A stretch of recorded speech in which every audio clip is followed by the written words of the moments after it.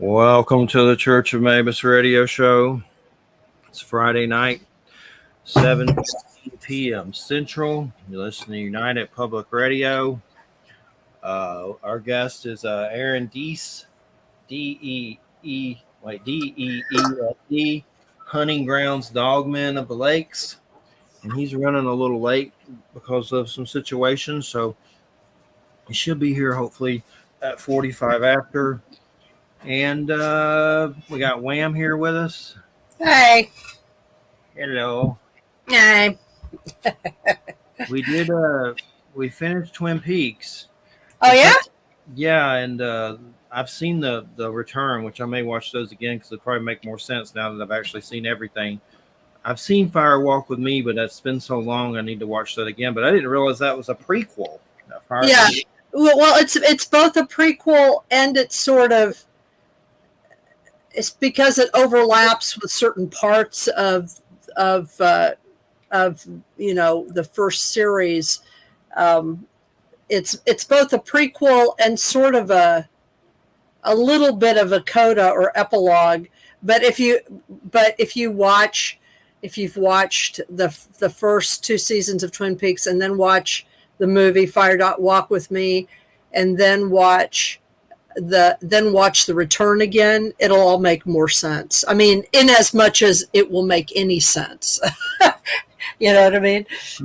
Some of that stuff, like with the Bob, and and the possession stuff, like I couldn't believe that was even on regular TV. Like that. I know, isn't that wild? Isn't that freaking wild?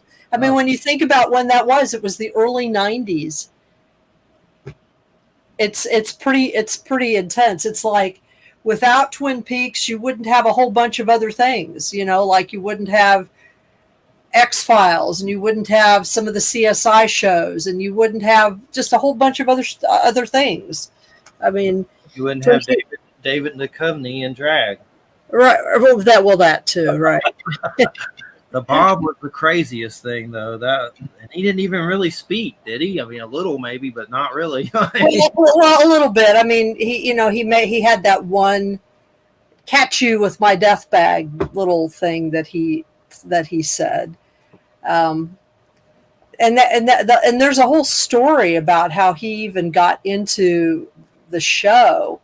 I mean, that what I gave you has some like documentaries and stuff in it at the end of it. And I would watch that stuff because that gives you some background information to how, certain aspects of the show, because in the original script, there wasn't a Bob there wasn't a person playing Bob. But there were just a series of weird synchronicities that occurred, which David Lynch decided not only to use, but he interpreted those synchronicities as being evidence that he needed to create the character of Bob more concretely, and that Bob Silva would be playing. Or not Bob Silva, whatever. Frank Silva, that was his name. Frank Silva would be playing Bob. It's interesting because you get an idea of how David Lynch works. There's also I don't think it's available anymore in the United States. I had to import it, but there's. When Fire Walk with Me was made, it was like 45 minutes longer than it is. And the studio made David edit out like 45 minutes of it. Oh. It's almost 50 minutes of it so that it would be the length of a regular movie. Yeah. And he did edit stuff out, but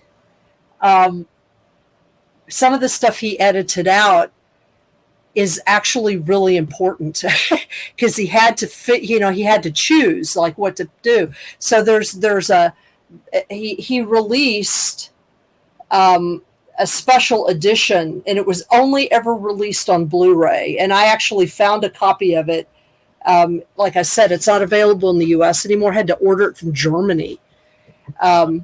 it's like, you know, in German, it's like in the EU Blu-ray format, but I have a player that'll play any format, you know, and but it actually has you can watch like Fire Walk with Me, and then immediately afterwards you can watch the 45 minutes that were cut out of it, so that if you watch them back to back, you can kind of see where they fit in, because a lot of them are like longer scenes that he just made shorter. You know what I mean? Yeah. And then it's like even the movie makes a lot more sense. And to me, it's really important because some of the stuff that he had to cut out is stuff that later is alluded to or shows up in the return. Nice. So it's like, you know, especially the visuals, especially a lot of the visuals, especially about, you know, because in the first Twin Peaks, you have the Black Lodge, and then you have that weird red room, you know, where denizens of the Black and White Lodge seem to sort of meet in some sort of strange way. And then there are certain things alluded to, like the convenience store and stuff like that.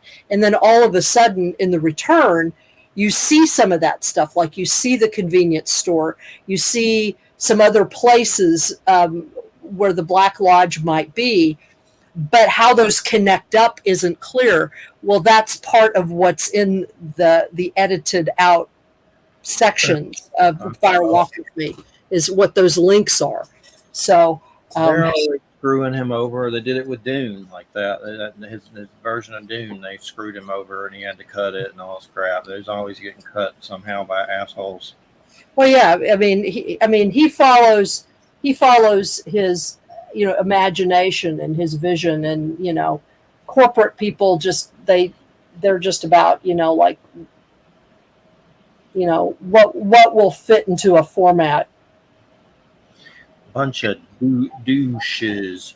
We've been watching this Paranormal Caught on Camera show, and I don't think everything's on it real, but they have like some pretty big personalities on there talking about these different clips. And I certainly think some of them are real, but I'm not an idiot. I don't think they all are, but I don't really know. It seems like they vet them pretty good from what I see. But I swear there's this one called on the 7th season called Skinwalker in Arizona. And these kids are out there with a hunting rifle, and somehow they have the scope hooked to a phone so the other kids there can look through it and see what they're seeing. And suddenly, out of the woods comes this like tall albino skinny Uncle Fester thing, and it has long arms and no hair, and they say that they think it's a skinwalker. And but that something about that clip of it. And there was another one that someone got off their security cam, and the thing was like similar to the creepy thing that was on the other video, but it seemed like it was more, I don't want to use the word retarded, but kind of just walking like weird. Yeah, like, hunched up and weird. Like it was older, like an older one of those. But anyway, I think they're getting something on camera that's real. They had a good Bigfoot one too, and they have people like Joshua P. Ward, and there's a bunch of people on there that I've never heard of too. But I think it was real, but it was definitely like creepy as hell, whatever it was. Yeah. There have been several videos. Like I also wonder like how real all of it is, but there have been several videos that they've shown that even if they're not real, they're done so well. If they're hoaxed, they're done so well that they scare the crap out of you. Some of these are. They're so good. If they're fake, then they're so good. I really think they're real. And there was one Bigfoot video of one that was a Bigfoot in the trees, and he's kind of like doing like this, and then it was a pretty big personality that said it was real, and it was one of the best Bigfoot ones I've ever seen. And it was just like a big full body Bigfoot in the trees, kind of just weird. Like there's some weird stuff on there. But that Skinwalker, if that's what it was the creepiest thing. Like imagine like an albino bald mutated giant with long arms, and it didn't know they were seeing it. It was like it was just, and there was coyotes behind it and two dogs playing up in the corner like in fields, but the coyotes were following it. Wow. So, but that's interesting. Yeah, that's season 7, episode 3. Then they had one about a dog man outside a zoo that they only got security cameras, and it looked like a full body dog man, which seemed real too. But it's hard to tell. You always have this little skepticism, like I don't believe this shit. Like no, no, no, no. But I think a lot of it is real. But there's some that probably flips through that ain't. Like I'm a little hesitant with some of the ghost stuff I see on there.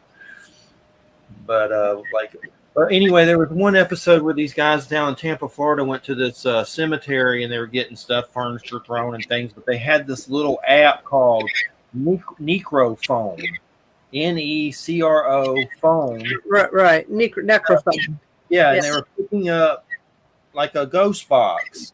Yeah, So, that makes your phone into a ghost box. yeah, I bought that thing, and then I also got these things from GhostTube that seem pretty. Like I know there's ones that are full of crap, but there are people swearing under Necrophone and the GhostTube stuff that this stuff really works. But I'm like, does this really work? But we've been doing it. My mom and Christina at different places, and there has been some weird crap. Like they'll repeat energies of things that have been said, like certain words and things like that. But my question is, and I was going to ask Jerry Avalos because he knows a lot about technology, but maybe does that stuff really work? They say it's a magnometer in your phone. It's just hard to tell. I don't know. I don't know if it works or not, honestly. I mean, I don't know whether it works or not. Weird, some of the stuff it says that seems peculiar. I mean, I don't know. I mean, it depends on it depends on like what the app really is and what it's doing. Does it have some kind of weird AI in it that that collects stuff, ambient stuff from the atmosphere and then like produces a possible answer from that? I mean, who knows? I don't know. It seems like they have a database of words that it pulls from, but it seems to keep talking about some magnometer in your phone that can read frequencies or something like that. Yeah, I don't know. They both say that. I don't trust it. But I swear one time it said Jerry to us, and then I was thinking about Jerry Avalos, just asking him about it, and then because he would tell me straight up, no, that's BS. But which I kind of think it is, but it says weird stuff. You're like, maybe it's not. But anyway, later they had an episode on Paranormal Caught on Camera the same day, and it was in the Middle East, and something was messing with a kid and moving stuff around, and I believe that was a real video. But the kid named it Jerry. So there's just weird little things like that. Wow. So I know they have those synchronicity apps and stuff. So maybe it's kind of like that, or like a Ouija board, or I don't know. Yeah, I don't know. I don't trust it, but it does do some weird stuff. But let's see. Rolling Powers, Spirit Walks. Oh, Spirit Skinwalkers are known to take many forms and shapes: animals, bears, anything like that. Wolves. So be careful of opening up something that you could possibly get an attachment. I guess referring to the phone stuff. One of the things I want to ask this guy about that's coming on air and Deese is Ron Moorhead said he went out to that land between the lakes, which I guess is near Kentucky and Tennessee, and supposedly a family was really killed out there by what they claim was a dog man. And the sheriff took him there and told him that's what they believe really happened. So I don't know if that's what happened, but there's a lot of buzz about that story from a lot of different places about a whole family being whacked out there by werewolves, which I mean that sounds kind of hard to believe just saying it, but it's kind of weird if the sheriff's taking you there and telling you the same thing. So I don't know much about that place, but I know it's like the dog man hotspot that everybody seems to be talking about, the dog man's lair called Land Between the Lakes or whatever. Well, let's see here. God, been watching some weird cartoons. There's one called Animals on HBO. It's just like these funny animal animations of animals like talking about partying and stuff. It's funny. There's another one like Smiling Friends. That one's really weird. Is that what it's called again? Let me look. Smiling Friends. Smiling Friends. Smiling Friends. That's what it's called. And basically it's about like these little cartoon characters that their job is to make other beings happy, and they get into really weird situations that are just like, what the hell is this? like, like some of the animation is bizarre, like just crazy. But that's their job. Someone came in that there was like the Frown Corporation or something that was like they're polar opposites, but their job was to make everyone sad. So they got in like a war with them, just like little small cartoons on HBO.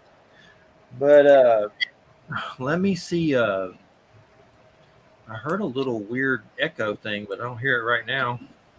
You got to be careful, Wham. If you, I've had this happen. Jay's had it happen. I don't know if that's what's happening right now. It's not really that bad. What I hear, I don't even know what it is. It may not even be from you, but just always make sure on this dumb thing that you check on StreamYard and settings audio that it's on your right microphone, because I kept having it go to my cam, and Oh, then it was a weird echo. Like I didn't even know my cam had a microphone. well, I can tell you this one doesn't, because this is an old computer. I'm going to be getting a new laptop here in the next month or so. Cool. So I should have a better camera actually with it. Yeah. I'm switching to a Mac.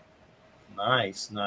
So And I know look at my hair. Look at my hair. This is humidity. It's like, it's been. I hate it. The summer. You don't have any of that right there.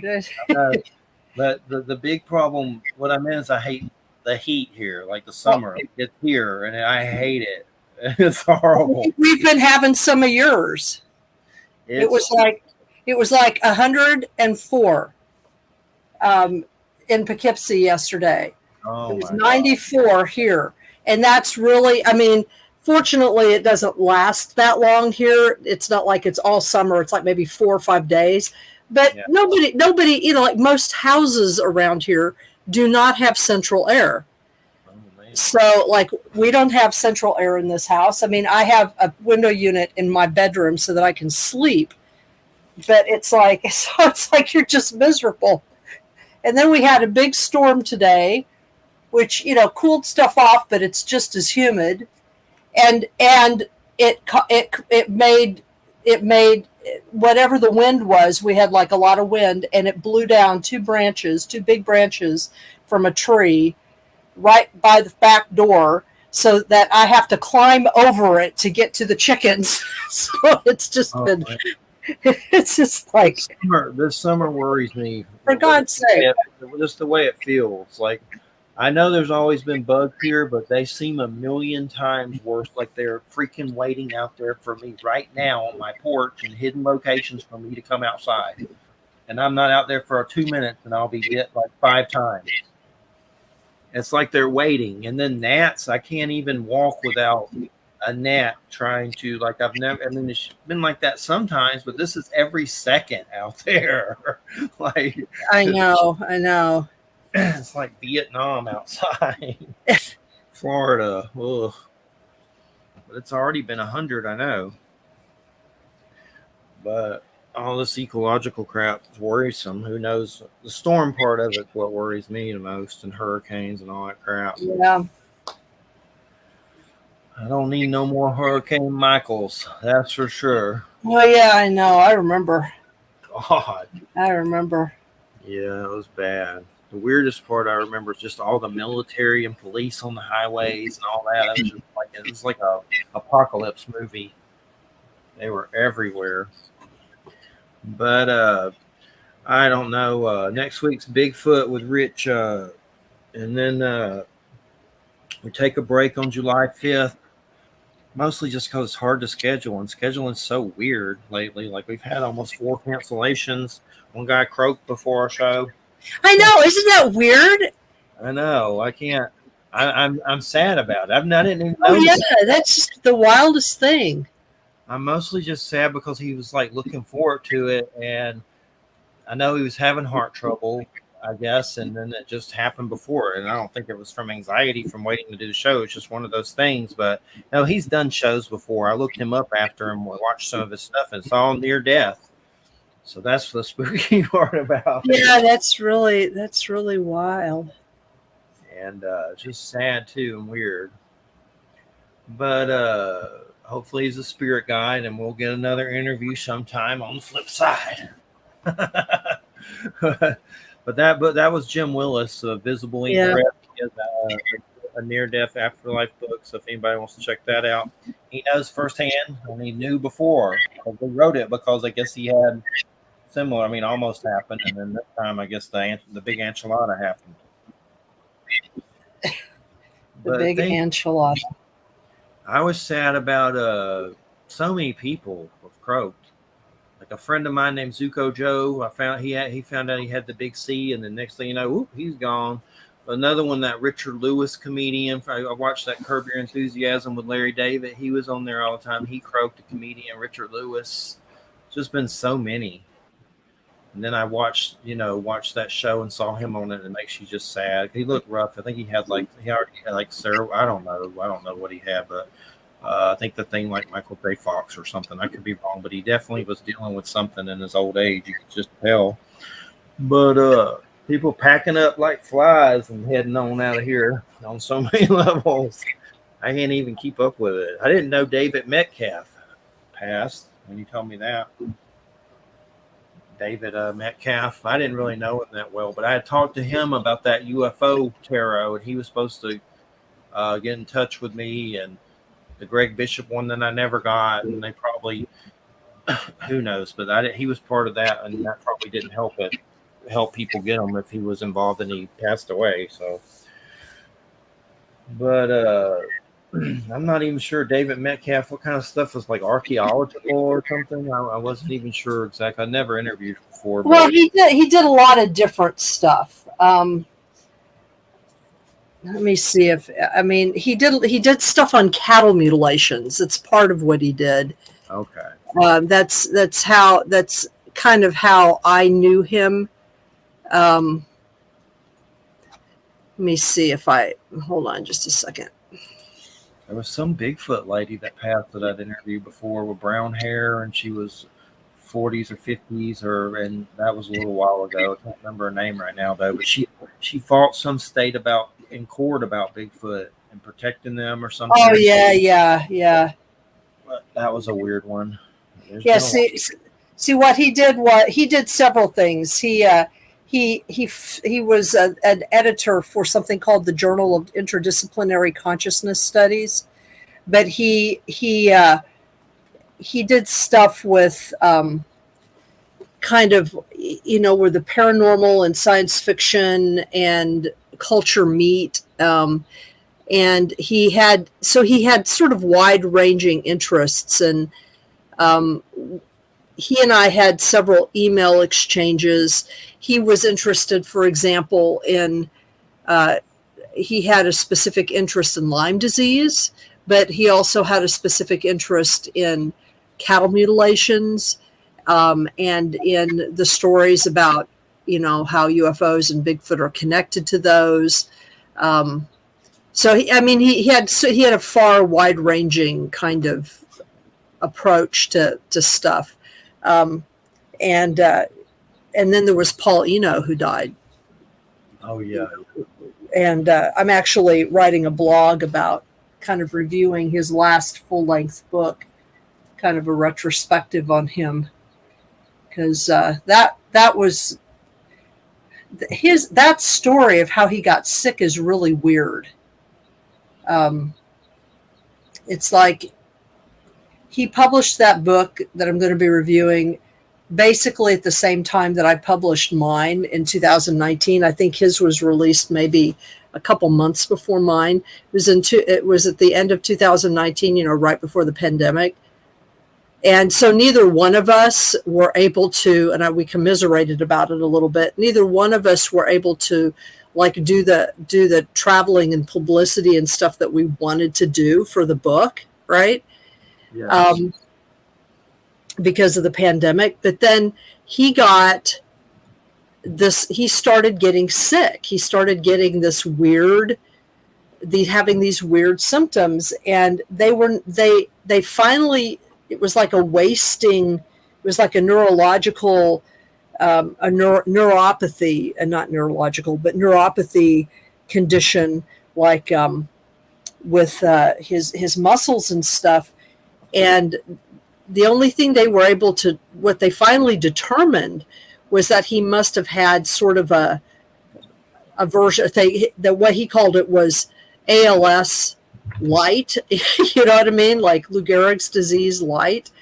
But he, within a short period of time, he couldn't even like walk up the stairs. He had to like do a GoFundMe so that they could have one of those lifts that lifts you up the stairs.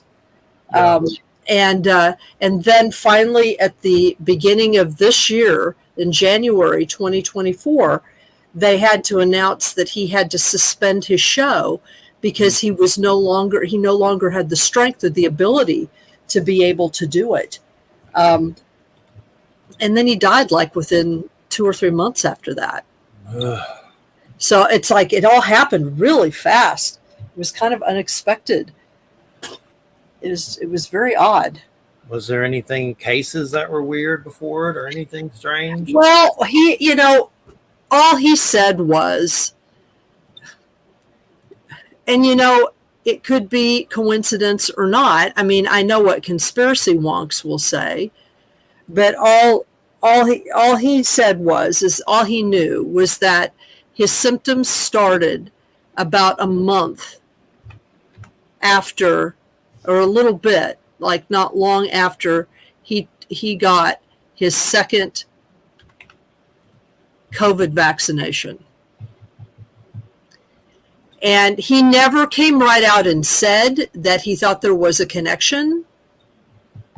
He just noted that. And now other people have, you know what some people will say about that. And, I don't know, maybe he had some kind of endemic condition and something about the vaccination did trigger something. I mean, who knows? I don't know. Yeah. Well, let's definitely avoid that word on here. Yeah. Yeah.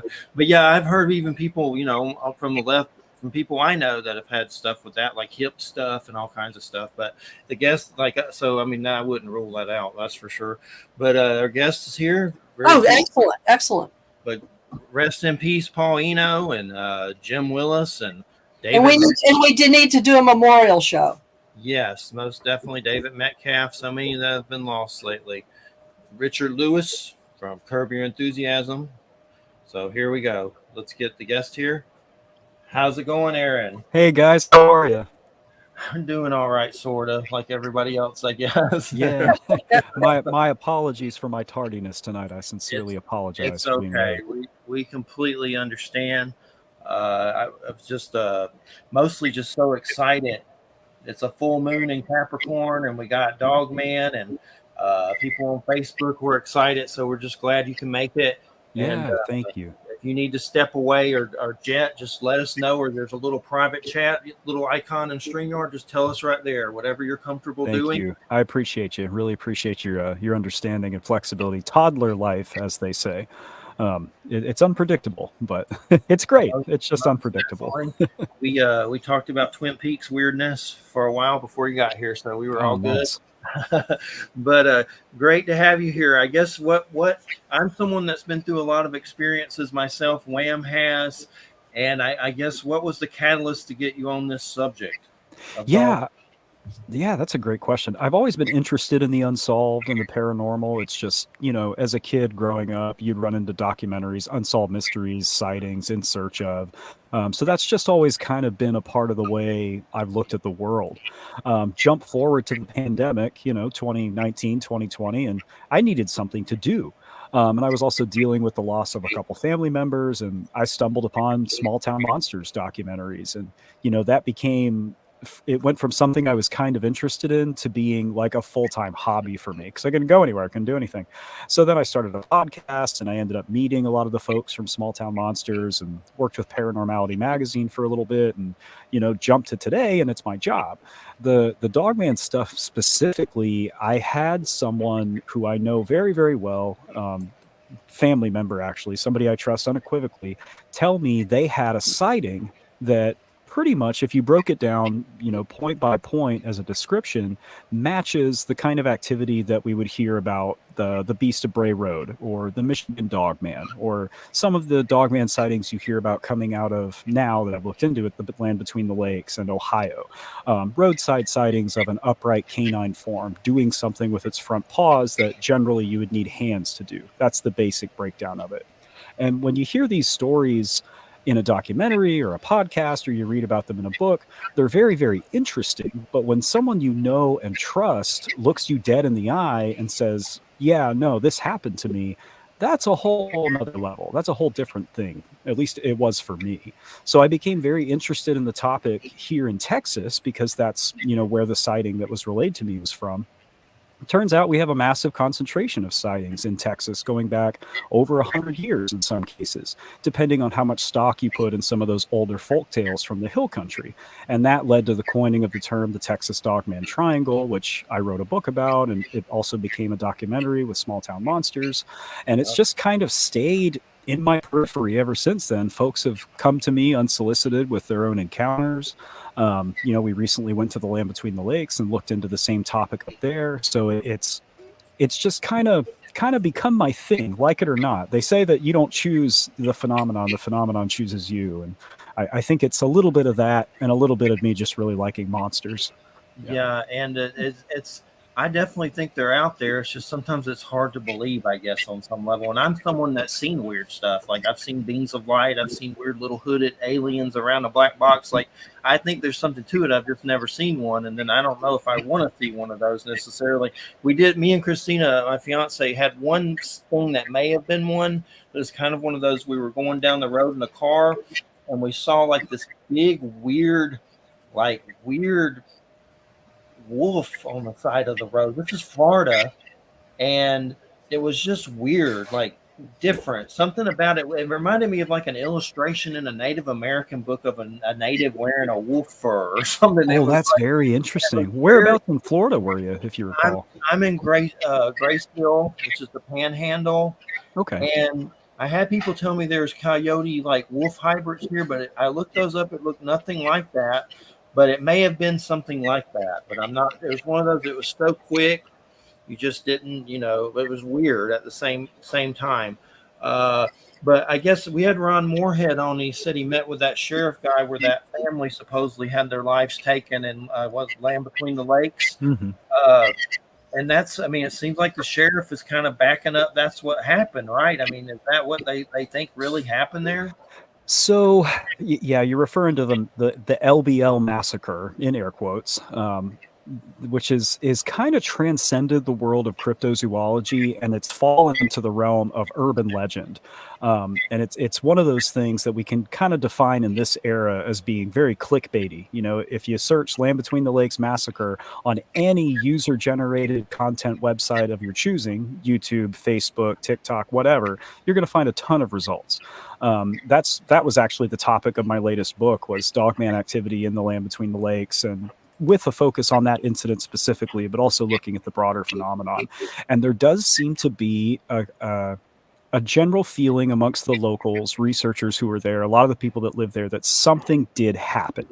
Now, as to how much truth there is to the idea that 4 people lost their lives and that's why the park was shut down and that's why the Land Between the Lakes is virtually abandoned by the government today, you're going to find as many opinions on that as you can find user-generated videos retelling the story on the internet. So I kind of fall into that same camp. I do believe that something happened to give rise to this story. It could be something as mundane as a family was camping there and one of them was attacked by a chipmunk, and that became a coyote, which became a wolf, which became a bear, which became a werewolf, telephone. Yeah. I can tell you for a fact that this story predates the internet. It was present in the community of Grand Rivers. We can find eyewitness testimonies as early as 1982. And the witness I spoke to who heard the story the earliest recalled hearing it in 1987. So that's before Facebook, before MySpace, before AOL Instant Messenger, before creepypastas or any of that stuff. This story has stuck around in this community. So we do have to ask ourselves why. I'm also of the opinion that the Dogman phenomena is legitimate. I think there's reality to this, and I do think it has a presence in the land between the lakes. So how likely is it that there's not a crossover there? I don't know. That's another thing. I get the writer's privilege of saying, I don't know. I'm just the writer. I hear a little feedback. Do you hear that, Aaron? Like I swear I heard a woman's voice. I don't know if it's StreamYard, but one thing I ask people to do, if you look at settings on StreamYard, check your audio and just make sure your mic is set, because sometimes it'll switch to like your cam, your microphone in your cam. Mm-hmm. So I'm just trying to. But I'm set to my external, and I've got my headphones there. You're good, then. It could just be a StreamYard thing. I'm just trying to. I've had it happen before, so I just ask everybody to do that. But I hear it. It could just be like a StreamYard weird hiccup. For all I use StreamYard about once a day for my job, and it is a StreamYard thing. Yeah. I could have sworn I heard a woman talking or something. I think they bleed through like a glitch in the Matrix. Hey, do you know, this is kind of off the cuff. We were talking about this earlier. You know, they have a lot of these apps that are like Necrophone and Ghost Tube that supposedly turn your cell into a device that picks up spirits somehow through the magnometer. That's all BS, right? I mean, have you ever heard of any of that being legit at all? I've heard of it. I've never heard of it being legit. I'm a big believer in what I like to call optimistic skepticism. Like, I really want all this stuff to be real. I really want to be able to download a ghost detector on my phone, but it's probably not going to work. So you would need, like, in order to verify that stuff worked, you would need some kind of a double blind, where you're conducting paranormal research and doing it alongside tools that have been proven to work in the past. But the problem is that even if you're using quote unquote proven tools, your success rate is still not 1-to-1. So in order to really prove that something like that worked, it would need to be in the hands of the public for a really long time so we could compile a whole lot of data.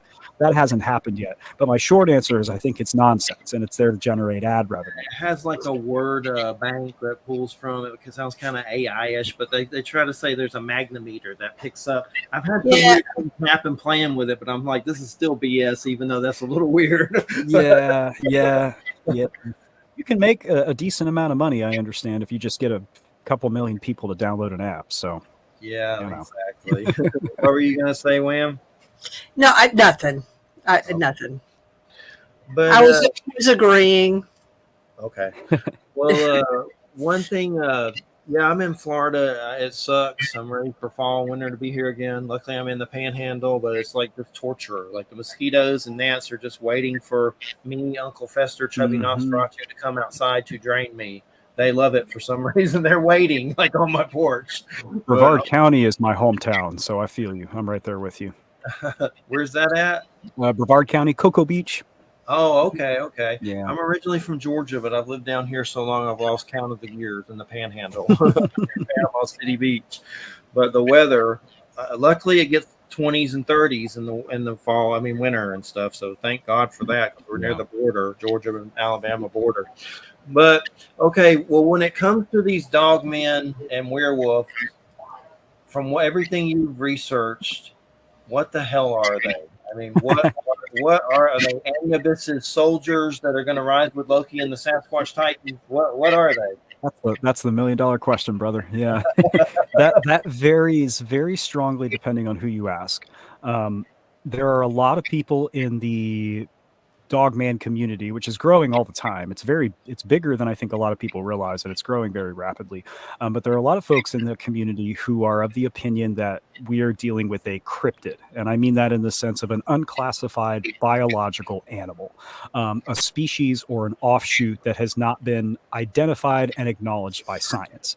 And I think you can very convincingly, I think you can see there's one that every time I start talking about this on any show, there's a dog every time. So, but I think you can very convincingly make that argument. And that has to do with the data points we have regarding sightings, where they take place, generally national parks, ranches, campgrounds, wooded areas. Roadside sightings are very common, but they generally occur next to wooded areas.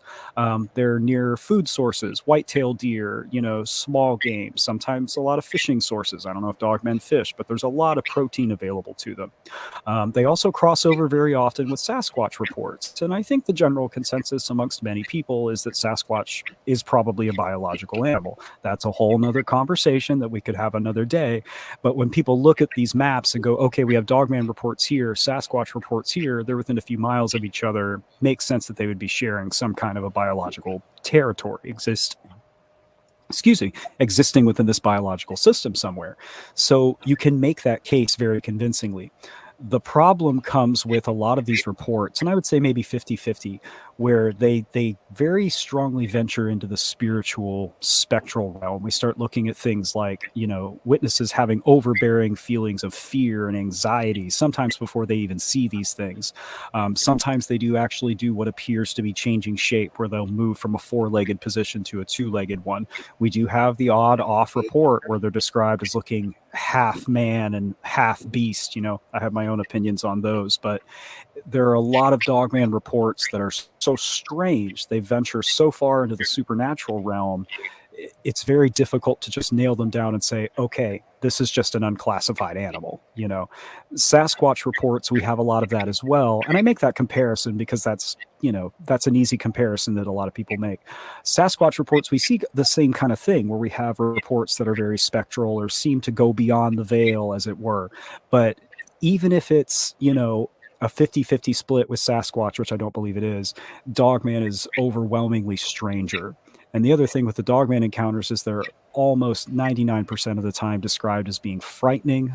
The creatures are described as aggressive, unfriendly, it's sometimes seeming to stalk or follow people. So there's a very specific profile to them, and it straddles the line of like cryptozoological animal and spectral horror from beyond the veil of reality, whatever that means. What is Tiamat's Wolfmen? I see that because I know Tiamat's like in the Necronomicon and weird stuff, those Simon paperbacks and stuff. And I know it's part of what is it, Mesopotamia or Babylonian, or I know that Marduk and Tiamat and all that, those creepy little Simon Peter Levinda supposedly paperbacks. Yeah, that's specifically what we're talking about in reference to the book. There's a section on ancient wolfmen and incarnations of the upright canine in the ancient world. And Tiamat was one of the principal gods in the Mesopotamian pantheon, who was thought of as being malevolent, unkind, and she was defeated by a lesser god, Marduk. It really kind of mirrors the story of the Greek gods, Kronos and Zeus, in the Greek pantheon. It's very close. Not the same, but there are some parallels there. And Tiamat, who is this great dragon goddess thing, had this army of monsters she created to fight Marduk. And one of them was Erudimu, the gruesome hound, sometimes referred to as the mad canine, which are such cool names. I was so happy I got to put those in the book. Right, so cool. Mad canine, that is so great. Right, like you want to write that down on something, and I did. Yeah, that is cool. That is very cool. Right, yeah. When I found that, I was like, I'm putting this in there. And some scholars have looked at depictions of Erudimu and said this looks like a half human, half canine. Some have said it looks more like a half human, half lion. I would argue that in either case, we could be talking about something that fits in this category of, this chimeric being that represents both humanity and something wild. But what we see here is the presence of the upright canine motif going back as far as ancient Mesopotamia, literally the cradle of civilization. So these things have been with us in one form or another for a very, very, very long time. And I saw the Dogman Triangle documentary. It was really good, and I try to watch every small town monsters that I can get my hands on. Thank you. And basically, what was the story? And I can't remember. I think this was, I don't know if this was in Dogman Triangle or one of their others. I think it was in Louisiana, something about a native curse and something happened with wolves, werewolf type creatures, and some kind of Native American situation. Does that ring a bell with anything? So that pops up a lot. There are a couple stories you could be referring to in the Dogman Triangle, because we have a few stories down here in Texas that are, they say that this was a Native American legend, and the later European settlers found out about it, and that's how it became this campfire story. Yeah, it could be the Beast of Bear Creek. That's one that comes up in there a lot. The Plum Creek monster comes up in that conjecture a lot, as well as oh goodness, I'm forgetting. There's one west of San Antonio. I've got the book over here somewhere, but we do have a couple stories like that that kind of fall into that. The Cleo Wolfman, sorry, the Bear King of Marble Falls. So there's three. Two of them have bears. That's why I always get confused. But Like, I know Ron Moore had brought up some weird story about a UFO and people saw bear people get out of it. I just saw that in my head when he said that. They could be aliens. I don't know. There's conjecture that, I mean, we joke, but there's conjecture that they could be aliens. I haven't reviewed any credible reports that lead me to that conclusion, but that's just my opinion. But the problem with it that I've run into is when we get into this is a Native American legend, when you start digging a little deeper and you go, okay, what tribe did this originate from? Who of Native American descent is telling this story that can verify, yes, this does come from somewhere in my cultural background? Very often that's not present. But what we do have are these stories that have stuck around the hill country, in Texas at least, for 100 years or more. Some of them go back to the end of the 1800s. So could they be Native American legends that found their way into the communities that were established later? Absolutely. Totally possible. We just don't know for sure. So I know I've seen lately on like a paranormal caught camera, and I know all that stuff. I don't think it's all real, but there's definitely some stuff you're like, well, if that's not real, they could do horror movies. Like there was one skinwalker in Arizona where it showed like some kids on a hunting scope, and they had it going through their cell so the other kids could see it. But this thing crossed in the woods, followed by coyotes, and then there was dogs playing up in the corner. But it was like this big, white, pale, albino-looking weird thing with long arms, and it was the weirdest thing. Like, it haunted me after seeing it. And I think that video, I don't know, but it seemed like there was some legitness to some of that stuff on there. But when it comes to the skinwalker, are they something entirely different, or some of them Dogman shaped from your research, or is that just two separate things completely? That's another really good question. It takes me back to the upright canine motif being present in so many cultures and so many places in history, because we do see it in the Native American tradition in some tribes. My hesitancy comes from saying, well, dogmen are skinwalkers, and that's what people have been seeing this whole time. They're the same thing. I don't have the cultural knowledge of Native American beliefs to say definitively one way or the other. We can definitely point to tangential and physical similarities, this idea of an upright walking canine again. And then again, like I said, there's kind of just putting this together. Sorry. There is a pervasive sense in a lot of these dogman encounters that the witness has run into something evil or something that is not good, whether it's magical or organic. It's something bad. It leaves people with a sense of unease, of being afraid. People have nightmares. They display what looks like post-traumatic stress disorder. And I say that as someone who doesn't, know anything professionally about psychology, but they're left with very lingering after effects. The skinwalker in many traditions is described as being an unpleasant being, a person who has taken on this ability to change shape through dire and unspeakable means very often. I think I'm quoting my own book at this point. But so that we do see those parallels both in these modern encounters and in the stories that we do have that come from some of these Native American traditions. But again, I think the problem comes when people from outside, like me, say, oh, well, this is all the same thing. I'm not saying that's what you're doing. That's just the process I go through. I try to take it one step at a time and go maybe. But then on the flip side of the coin there's a gentleman named Nick who's involved with research with the North American Dogman Project down here in Texas, out of Medina.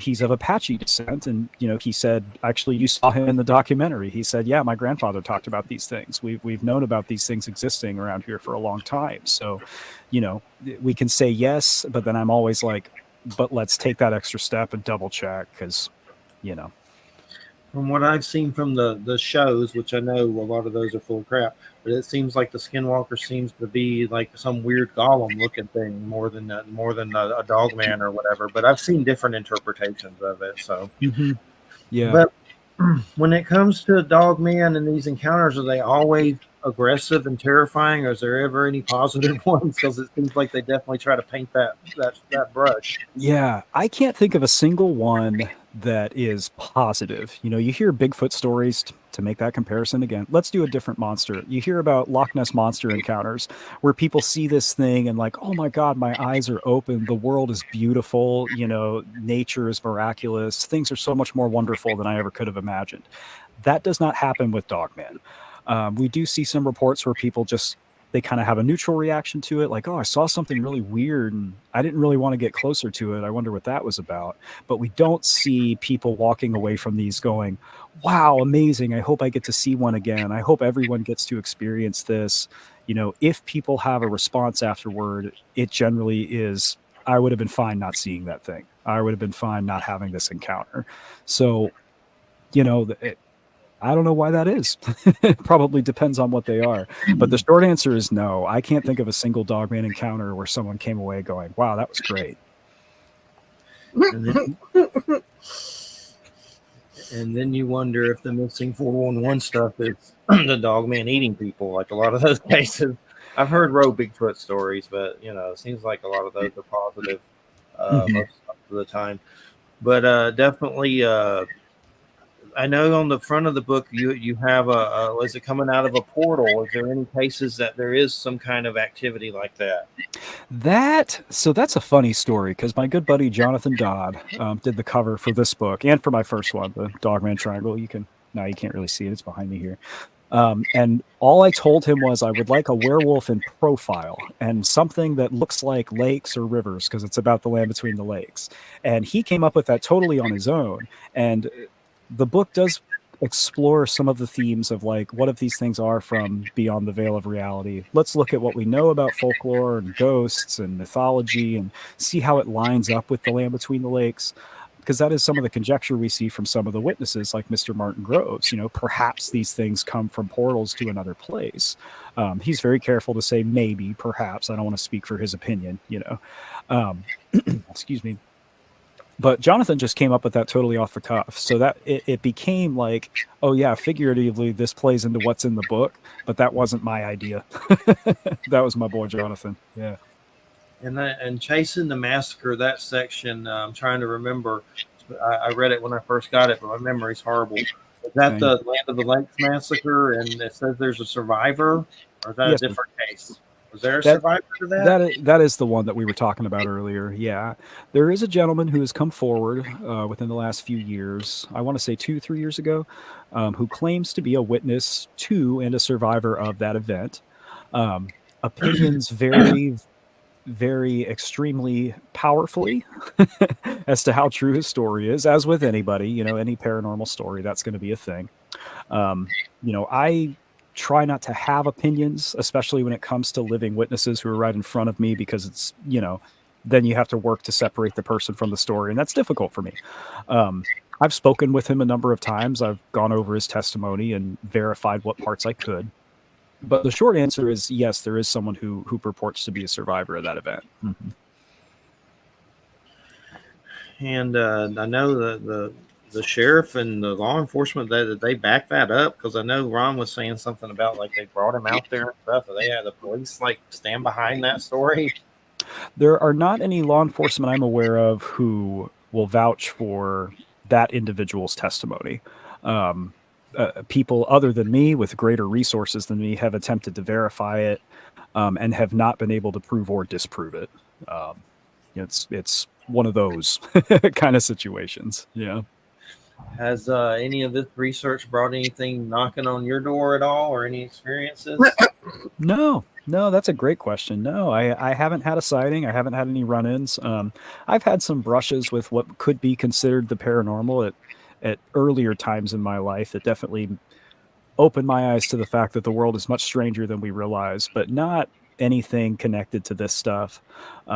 I'm to a point that I hope I don't have a sighting as much as I would kind of like to, because if I do, nobody's going to believe me.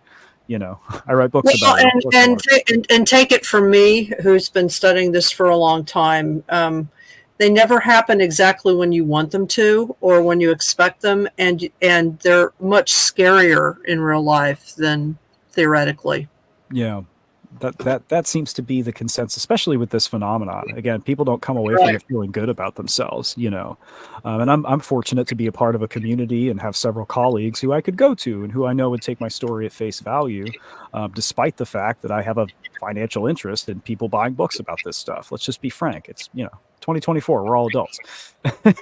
But as like, I don't know if I would come forward publicly or ever write about it, because I don't think people would believe me. I don't know if I'd believe me. And yeah, definitely. And has it always been Dogman for you, or is there anything else that's said, maybe I'm going to do that one day or tackle that one? Yeah, the Mothman is kind of my first love with this stuff. Like with a lot of people, the Mothman Prophecies was actually the first book I ever purchased with my own money. I think I was 14 years old. I was mowing lawns for cash, and I bought that at Books A Million. So I just aged myself. But Mothman has been done. It's been done very well and very extensively. Small Town Monsters has done a few films that are Mothman centric, and they're some of my favorites. So there's not anything that I personally could add to that. UFOs, I've been into since the jump. I think, like a lot of us, we actually have a series running right now, UFOs Revisited, over on the Small Town Monsters YouTube channel that I'm a co-director and host on. So that's pretty cool. So that's kind of where my focus is outside of the Dogman stuff right now, is the UFO world. But and Small Town Monsters, I've been with them since they first started, and I've had other people on. Was it Bruce Hallenbach, right? Wham, the yes, Kinderfeld monster. That was Kinderhook Creature. Yeah, that was the first or second Small Town Monsters publishing release. I don't remember. It was either the first or second, but yeah. I always remember the Blob story. There's like some people saw Blob. The Blob is great. I love the Blob story. Somebody else saw the Virgin Mary. Another person saw a Blob. It's like what message that's in your mind, feeding off of your beliefs. Great. But and Bruce also is a Hammer horror aficionado expert, so that's always nice. I need to get him back for that for sure. Yeah, fun stuff happening in the Hammer world, man. The what's the new Universal Park? I just had it and I forgot it. Dark Universe. That's going to be cool. Yeah, was that there was some weird Eddie Izzard Jekyll and Hyde that may have been from Hammer. I'd have to double check that, but there's been a few movies I know. The worst thing is those Nika figures, which I can't afford, so I'm not even going to try. But horror stuff. But they had some movie also, like was based on that Swedish dude's let the right one out or let the right one in or whatever. Oh yeah, that's supposed to be good. Yeah, I've had some horror.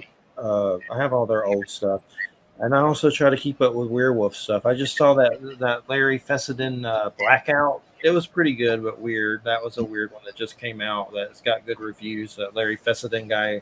It's called Blackout. I've seen that one. Yeah, it just came out, and now there's a big echo. I swear StreamYard's like glitching in the Matrix. But another one, did you ever see Late Phases? That was a good one. No, I haven't seen that one. You got to see that. It's Late Phases, and there's some kind of little subtitle with it, but it's about this, it's from Dark Sky, but it's about this older vet guy that retires in an old folks community, and the old folks community has a werewolf problem that gets out of hand. So definitely. Oh, yeah. Blackout. I got a growing list of werewolf movies to watch. I hadn't seen that many when I wrote my first book on it, and I kind of did that on purpose because I was like, I should watch all the werewolf movies. And I was like, wait, let's do this first and then see what happens. And then I went back and watched a few of those films that people were like, oh, you hadn't seen this one yet? And I was like really surprised in the ways that, like, cryptozoological research synced up with the fictitious realm without me already having that stuff in my head. It was kind of an experiment, still ongoing, I guess. But yeah, Blackout and Late Phases, that's two newer ones. If you need to add them to your list, they're worth it. They're good. I just did. Hey guys, keep talking. Hold on for a second. I gotta give a pet update to my partner. So hold on, I'll be right back. Wham has chicken problems. I have pig problems. All in there together, dog, man. Cat, pig.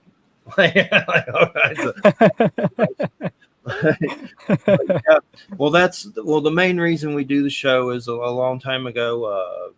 I went through testicular cancer at 17 and went through all that crap. It was horrible, chemo and stuff. Then several years later, my dad passed away. And then a lot of weird things started happening to where I saw beings of light leave my house as if they'd been inside. That was in Florida here on Silver Lake. And something told me to go outside and look. And this was like, God, I lose count of the years, 10 or 15 years ago. I went outside and turned towards my house. And it was like two people made of light had been in my home, and they flew through the roof straight into the heavens. And I was completely sober, not even tobacco or weed, nothing. And that time, of course, I've seen stuff partying too, but that time completely sober. And I guess maybe they were deceased loved ones. I've heard everything from angels to deceased loved ones to aliens to Anunnaki to Syrians, but I don't know what the hell they were, but I'll never forget it. A lot of UFO stuff where it seems like it's there over your home with multiple witnesses. And I don't know if I've been taken, but you're like, maybe I have, and I just don't know. But there's been weird stuff like that. And we've been doing it for about 16 years. And I've interviewed Stanton Friedman, Jim Mars, like a bunch of legends who have now passed away. And now it's like year 17. I'm like, oh, we're still trucking. Yeah. But yeah, it's great to have you here. And this subject, I don't know if we've ever had anybody on just about Dogman. I mean, I know we're talking about different stuff, but that's their area, of complete expertise. Well, I appreciate it. I don't think of myself as an expert. I'm an enthusiast who spent a whole lot of time on one topic. Is Dogman your spirit animal? Maybe at this point, maybe. Yeah, we jokingly. I was writing my first book while we were waiting for my son to be born. Like that was a whole fun thing. It was great. And so we would joke like, oh, he's going to be the werewolf prince when he's born. Well, then he was born on Halloween. So, maybe. Careful what you say. Right. You never know. But what are some of the cases that we haven't spoke about? What's one that you'd like to talk about? Yeah. Oh, there's a few, man. We could Russian roulette this one and they'll all come up. Full, empty? What's good in Russian roulette? I guess empty. There's a really compelling story out of Gregton, Texas, which is northwest-ish. I'm in San Antonio, and it's definitely northwest of me. About this woman who was in her home alone at night. Her husband was out of town away on business, and she saw in her window this upright canine thing staring in at her. And it's a very descriptive story that she tells. She talks about how there was a storm rolling in and it was facing out towards the countryside, and very interesting story. And that's one of the stranger ones where she actually describes it as seeming to have the body of a man but a shaggy wolf's head. So really, really interesting stuff.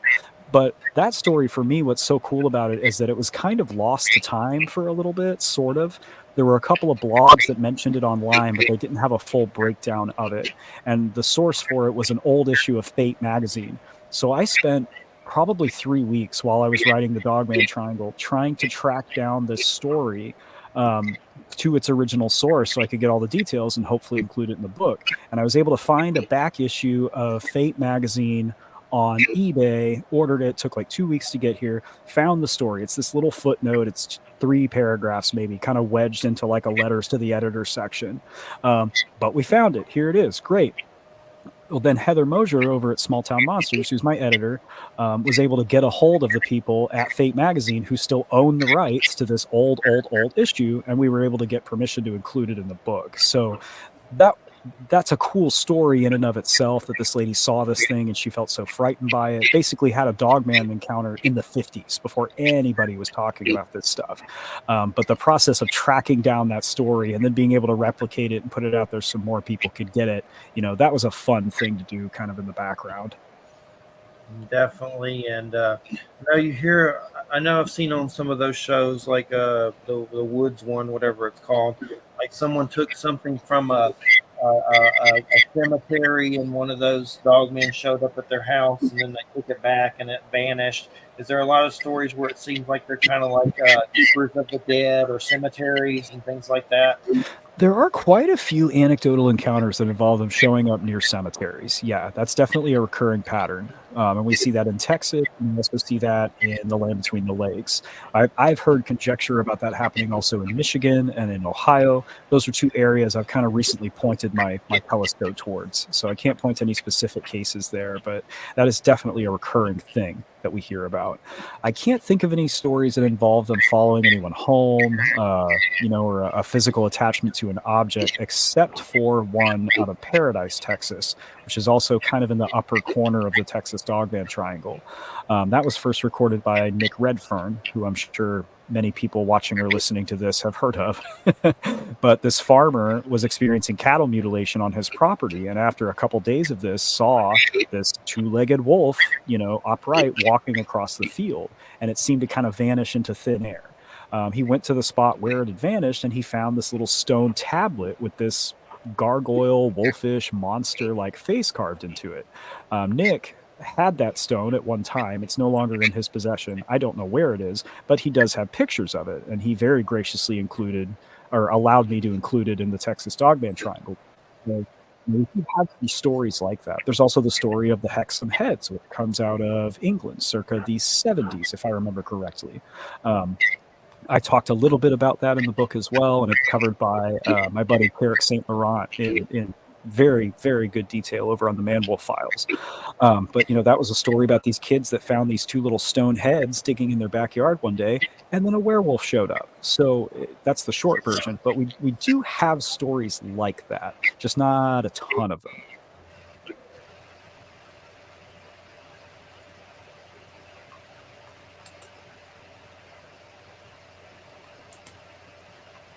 I think you're muted, my dude. There we go. Sorry. Happens to me every time. Yeah. And because I was trying to block out dogs, but when I forget, I'm trying to block out dogs. But what about the goblins? I see that in one of your chapters. Is that the famous goblin case, or is that something different? Oh, the Kentucky Goblins case. Yeah. Oh, it's that one. Okay. Yeah, I did a profile on that for the book. It really doesn't have anything to do with Dogmen, but a lot of folks, I think, don't realize, I didn't realize until I was doing research for this book, that Hopkinsville is 27 miles from the land between the lakes.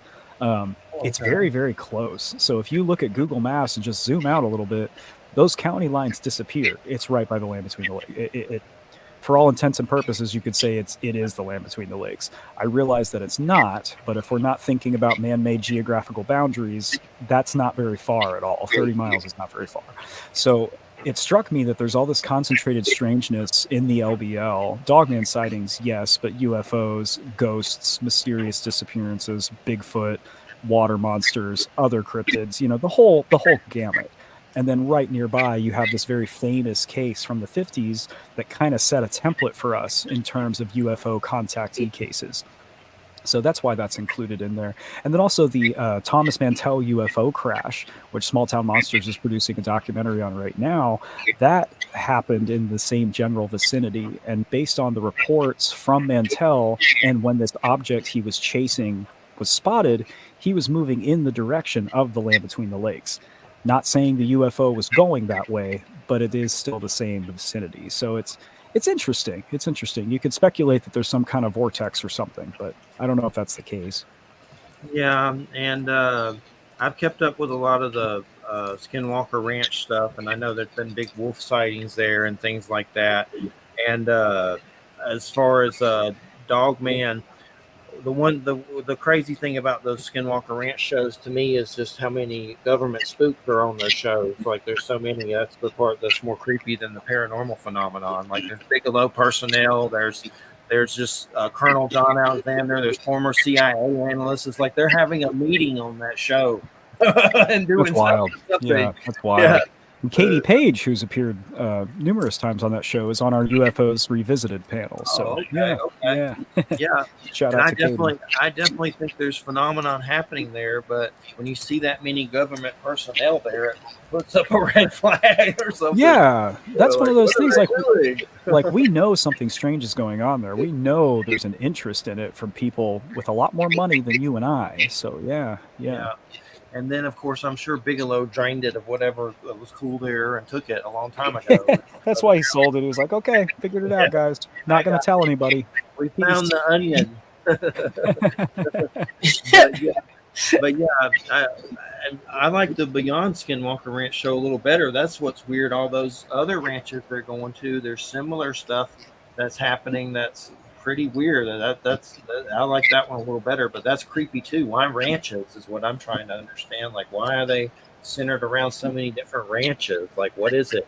Maybe it's because there's bases there underground in the country. I don't know. Yeah, there's kind of two ways to look at that. It's the same with the Dogman stuff. Why are these sightings occurring in national parks and on ranches? Is it because the environment lends itself to that kind of activity? And because it's a land that somebody owns, they happen to be out there at some point, they witness it? Or is it something about that place that generates or attracts this stuff or lifts the veil or whatever you like? I feel like I'm using that phrase a lot, but it's yeah. And they have that Chris Bledsoe episode where he summons UFOs, and there's like 2 CIA dudes and Colonel John Alexander and like an X-Men apparatus while he's summoning phenomenon on that one of those shows. I don't know why the feedback's getting worse. I'm just going to blame StreamYard, but it seems to be doing it every show lately, so it must be one of their weird issues. Like they probably have a million shows going at one time and it just like bleeds over. They've got that echo cancellation, but it doesn't always work, I've noticed. Yeah. A lot of times it's good because you can listen to the show and then you don't even hear it. Like here's some reduced microphone background noise. I'll try that. Maybe that'll help. But so what's next? Is there a trilogy with this like George Lucas? Or That's funny because when we were filming Dogman Territory, which is the companion to the book, that comes out very soon. It'll be in July. I joked that this is our Empire Strikes Back, guys. Let's do it, because this was a follow-up to the Dogman Triangle. So I would very much like to continue writing on this topic. I found a lot of threads while I was writing this book, Hunting Grounds, that very much warrant further investigation and very easily could have been expanded into multiple chapters. And I found I had to stop at a certain point because I was getting away from the Land Between the Lakes, and that was ultimately the focus, So I'm gathering notes, I'm gathering interviewees for my own edification, if nothing else, but I do hope to write on it some more. It needs some more time. The Dogman community is developing and growing. We are now entering an era where any piece of video or photo evidence has to be treated with the utmost scrutiny because of all the, AI generators that are out there now. We're already seeing AI Dogman videos since my book came out, like in the last 60 days. So, that is ongoing. And for me, that's a part of the exploration, is how the community reacts to this, what hoaxes look like, how we respond to them, how hoaxes generate more conjecture.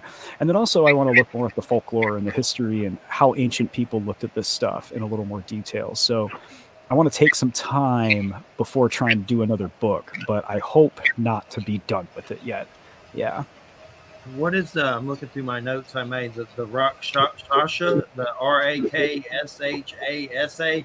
Is that the weird tiger creature from Dungeons and Dragons? No, that's something else. So that name does come up. Same with Arudamu that we talked about a little while ago. Those names are used very often in pop culture. Arudamu is in Dungeons and Dragons. I think the Rakshasa, that name is used in there as well. It's like a tiger dude. Yeah. It's described in the Book of Werewolves by Sabine Baring Gould, which comes from 1865, as being, his words are, the Hindu equivalent of the werewolf. And then he lists off a few things that parallel werewolf legends with Rakshasa legends. Sabine Baring Gould was a white Christian writing in the 1800s in, I believe, France at the time. So that was his perspective, I think if we're going to look at this stuff through a modern lens, kind of going back to the Native American thing, we've got to be careful about drawing equivocations, especially when it comes to other religious backgrounds and other cultural things. But that's one of those things. I'm glad you mentioned that. I would really like to consult with people who know more about Hindu mythology, who can look at these two legends and say, here are the places where they do line up. These are the places where they don't, here's how much validity there is to this idea. So, but yeah, it plays to kind of the overbearing Dogman theme that this idea is represented all over the place. Even if it's not called a werewolf over here, there are still going to be some parallels, shape-shifting, predatory behavior towards humans, canine appearances, things like that.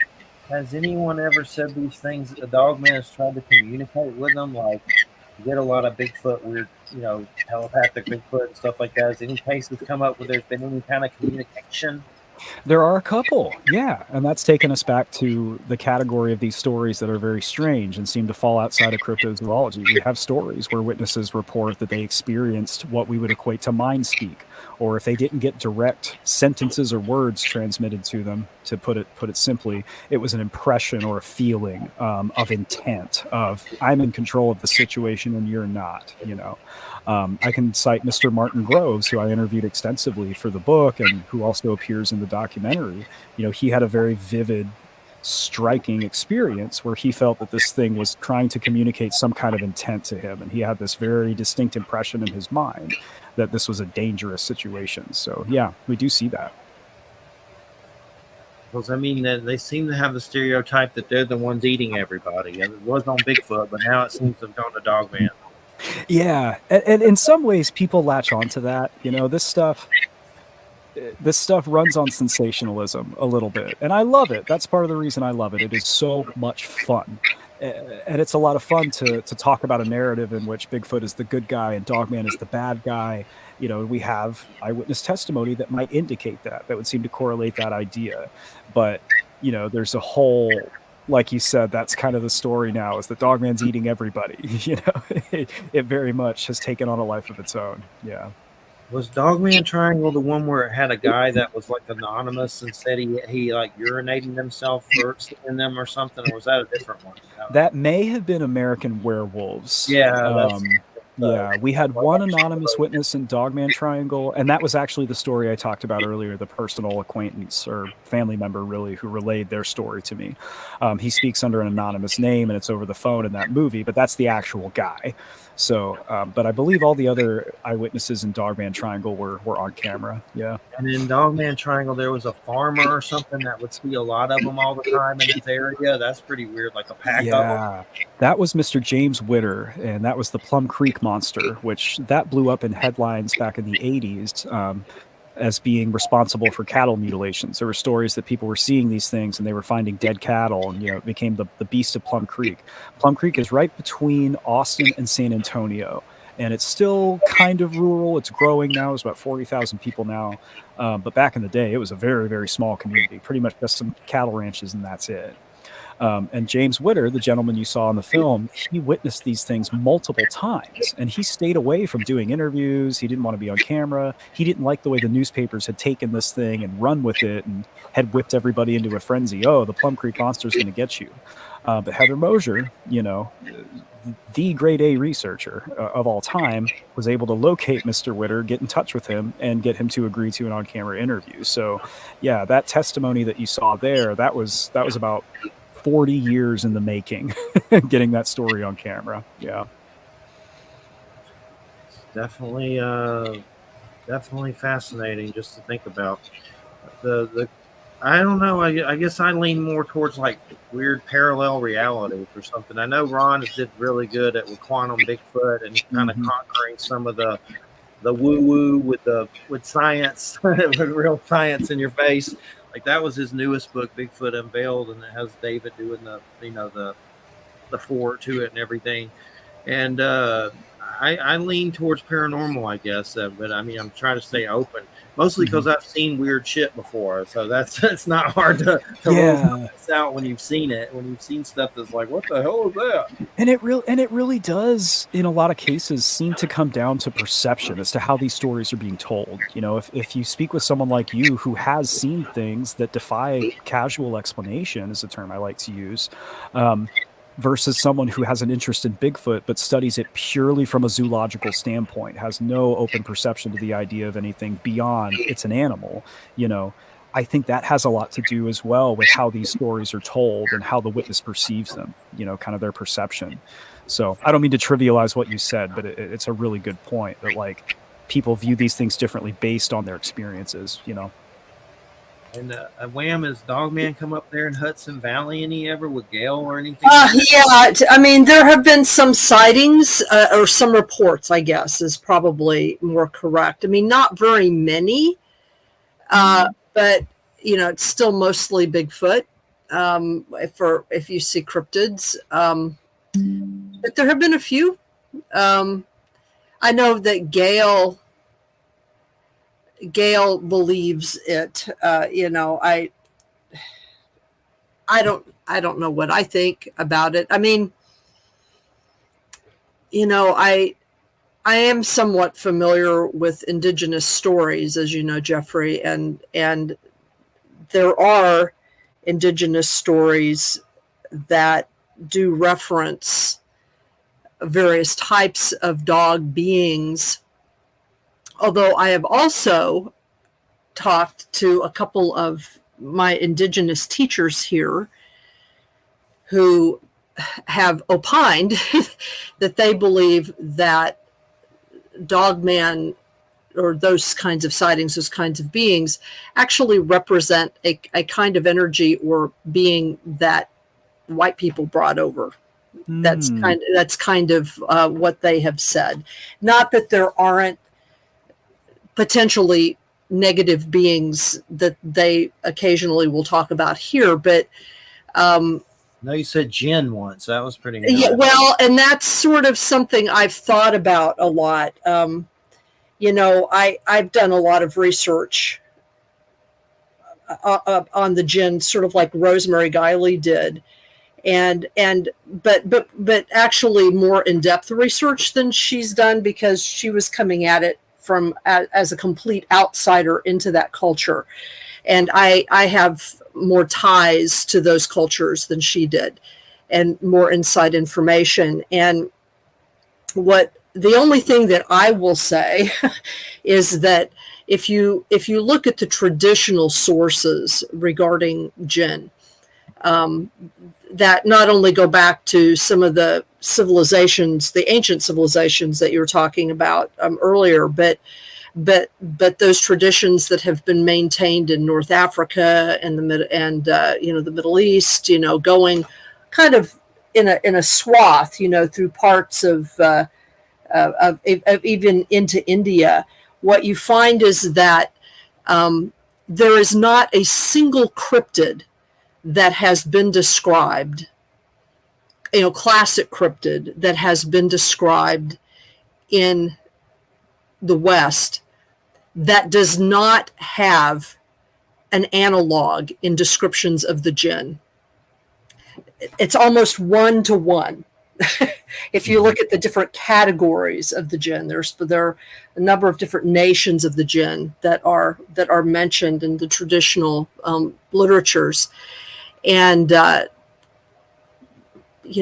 most common ways that they manifest are as half animal, half human.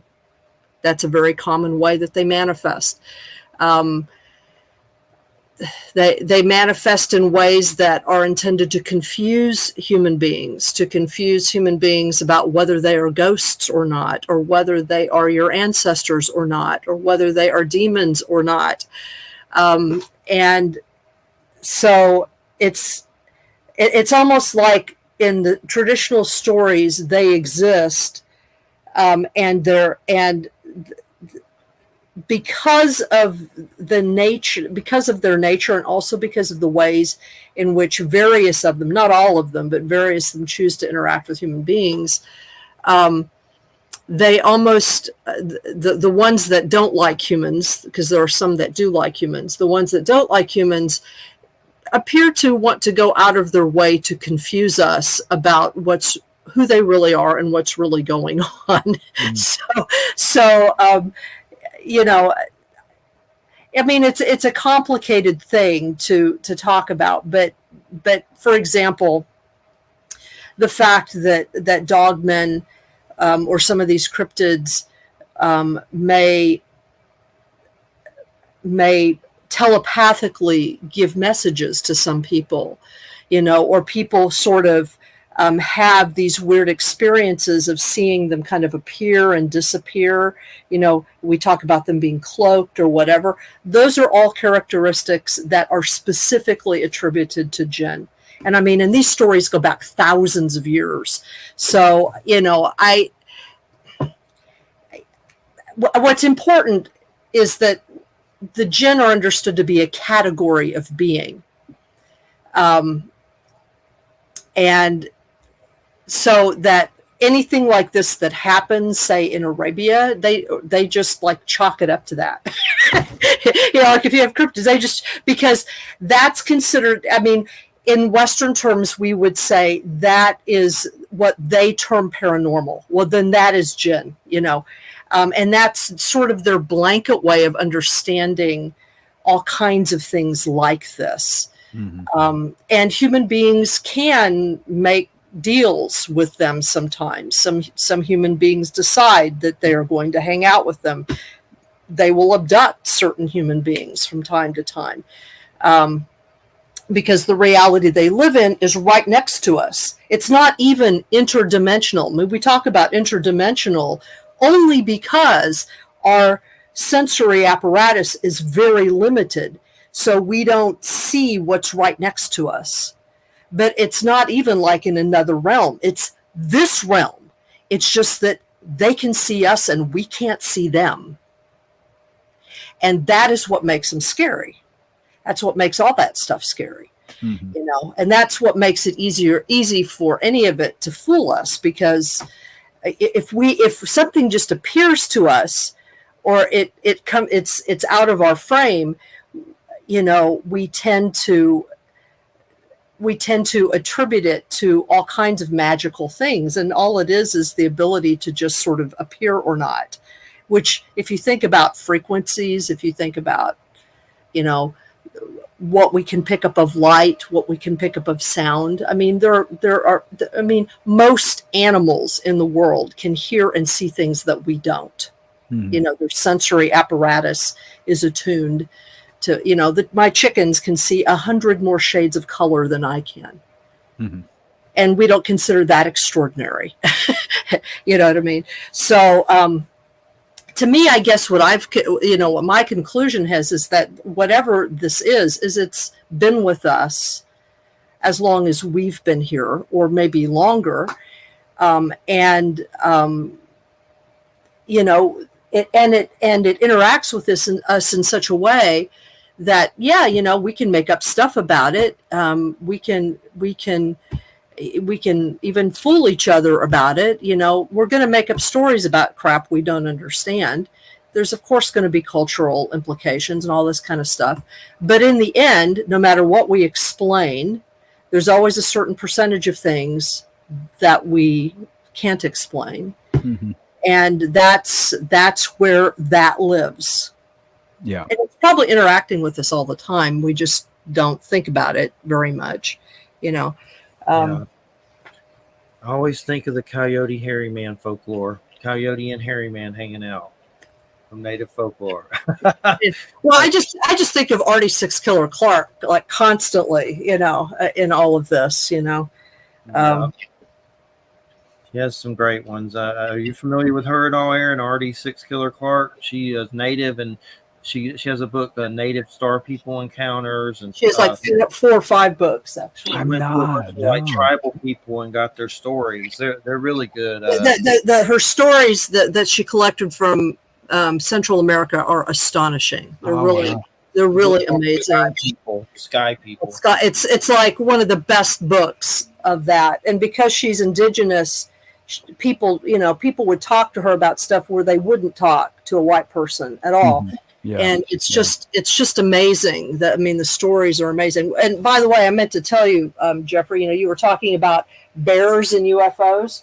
I'm reading a book called The Woman Who Married the Bear, and it's a collection of bear goddess stories from indigenous America and from Eurasia, by Barbara Alice Mann, and then a woman who is an expert in Eurasian Arctic mythological systems. I mean, this is a scholarly book. It was published by Oxford University Press, and so it's not like a woo-woo book, right? But what is it called again? I'm trying to find the Woman Who Married the Bear. Okay. And it's expensive. It's like $99. So, I mean, it's like a scholarly book. But she does recount some stories of bears coming out of, well, in the indigenous stories, they're not called spaceships, obviously, but coming from the stars, because bear is associated with, that asterism, Ursa Major, so, we call the Big Dipper, or part of the Big Dipper. And that what's interesting about that asterism is that asterism was a bear both in North America and in Eurasia, which points to something really, really old, probably predating the last ice age at least. And so there's these two scholars, talking about the similarity in stories, but really old stories that involve the marriage of bears and humans and the advent of giants, because both, there are these weird stories, indigenous stories about the stone giants, the cannibal giants, that are sometimes connected to some of the mounds, the mound complexes that sort of interface with bear stories in ways that are really confusing.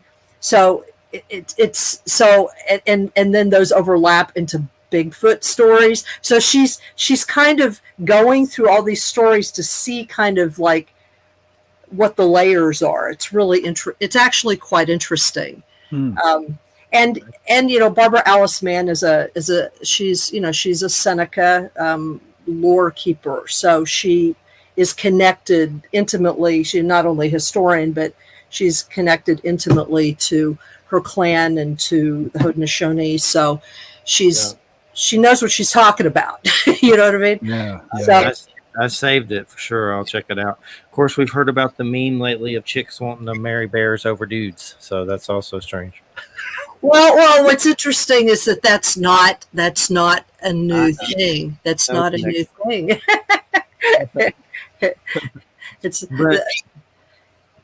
That's weird, but and it has a really strange link. Remember, I was telling you about Paul Eno. Paul Eno in his last two books, he has Paul Eno. By the way, are you familiar with Paul Eno at all, Aaron? I've heard the name. Well, Paul Eno was a really excellent, amazing paranormal investigator who came at all of this stuff from a very interesting standpoint, whether you agree with him or not. But he recently died about 2 months ago, kind of suddenly and unexpectedly. That's what I was thinking. I was like, I heard him in the news. Right. Trying to remember. But he has a series of stories that he has, a series of experiences, because he not only investigated things, but he also has some kind of, he had sort of an intuitive ability where he would pick up, where he believed that he picked up information from different entities that would be passing through an area. And he specialized in helping people unhaunt their houses, or get rid of poltergeists without exorcisms, which is interesting, the way that he approached it all. And apparently had a fair success rate. But he talks about how he's encountered several entities over the course of his life that were bear spirits, Ursuline, as he called them, bear spirits. And it came to be his belief, because I had some private conversations with him, that whatever bear is here, whatever bears are, that they are connected to some kind of a spirit that has decided for its own reason to sojourn on Earth and interact with humans in certain ways. And it manifests in bear species, and then it will, and according to him, it will go away at some point. It's just kind of interesting. It's like, how very strange. Yeah. Bearman might be the next thing. Yeah, I mean, well, to me, it has implications for, like, indigenous stories about different kinds of animal spirits and what they might be and represent, King Arthur was the bear. Yeah, well, that's what his name means, is the bear. But Well, definitely interesting. And then the Ron Moorhead weird bear UFO thing was weird. right, exactly, right. So, And so don't rule out bears. Bears may have some, because bears are connected in like both indigenous traditions in the at least North America, and in Eurasian shamanic traditions, up especially around the Baltic Sea area, like in the Ural region in Siberia, all connected to the stars. They come from the stars. So it's I just find that interesting. Yeah. I don't know what that means exactly, but it's just interesting. In other words, the bear spirit is not from here. Yeah, and it crosses over, like you said, into a lot of paranormal lore and folklore and history. Like we have, like we were saying earlier, 2 potentially werewolf-centric stories down here in Texas alone: the Bear King of Marble Falls and the Beast of Bear Creek, that talk about what could be a Dogman-like creature, but some versions of the story also say, well, no, it was a half man, half bear, not a half man, half bear. That's really interesting. Yeah. It's pervasive. Yeah. So, it's, I mean, I'm trying to, what's interesting to me about indigenous stories is they're very much like Hinduism, in the sense that, if you're familiar with Hindu mythology, you don't have one story about everything. You have like multiple stories that kind of interweave together around certain themes. Yeah. But and they're sort of layered. So there's not a lot of, I mean, sometimes in culture there's some privileging of certain versions of the stories, but then people who actually study them will actually, pull other stuff out. And that's the way indigenous stories are. It's not like the Bible where you get like, well, we think there's one origin story. If you actually know Hebrew, you know that there's actually 4 creation stories in the Old Testament. And there's at least 2 in Genesis, but then there's a couple of others in other places. But, where you have like one narrative that has become like the narrative. And that's just not the way indigenous stories work. Yeah. There's not one story about Kali. There's not one story about Vishnu. Like there are different interpretations and systems of worship built around different entities. We tend to do this one-to-one thing in Western civilization, and that's just not how it usually goes. It's just not how it is at all. We got about 4 minutes. Real quick, what was the story, Aaron, about the sheriff that took like stories about Wolfman sightings and put them in a box? Was that Brave Creek or Brave Road or something else? Yeah, so that's if we're talking about hunting grounds, that is Mr. Martin Groves. Yeah, he had an encounter with one of these things in the land between the lakes in 1993. It's either 1990 or 1993, and for some reason I keep switching those years in my head. I have sisters that were born on both of those years. That's probably why. But he ran into one of these things and had heard stories about them before, but kind of wrote it off. But after having his own encounter, he said, no, I'm going to take this seriously.